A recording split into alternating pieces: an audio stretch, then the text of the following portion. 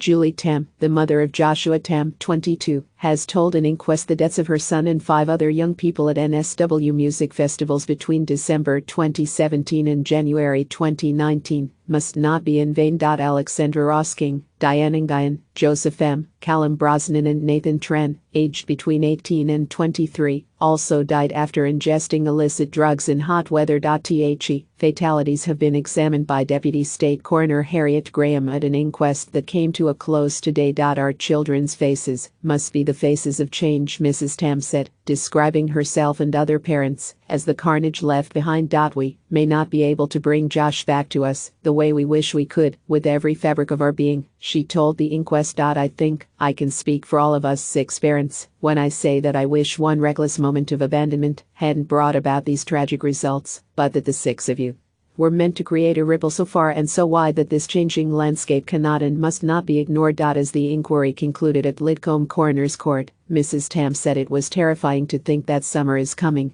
and with it the next onslaught of festivals. Ms. Graham will release her findings on November 8, so her recommendations are released before the peak of the summer festival. Mrs. Tam told the inquest that no magic bullet would save other families from feeling the pain of losing a loved one in such a way. However, she suggested having more emergency health professionals on site, not holding festivals when temperatures soared to dangerous levels, and stepping away from hardline policing.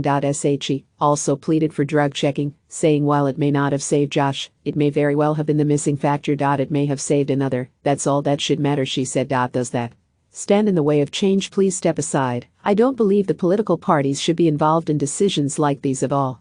Re-election should not influence important reforms. Mrs. Tam was one of a number of parents who made statements to the inquest in its final moments. The mother of Alexandra Rosking, the parents of Callum Brosnan and the mother of Joseph M. also shared their grief. Jenny Rosking told the inquest of the final conversation she shared with her daughter Alex, 19, whose final words to her were "I love you too, Mum." Just hours later, she received a phone call from a friend of her daughter, and while on the way to the hospital, a doctor told her over the phone her child had gone into cardiac arrest. Later that day, doctors told her there was nothing more they could do for her daughter. I spent the next hour and a half with Alex, watching her sleep like I had done on so many occasions, Ms. Rosking said, through tears. That was the last memory I have of her.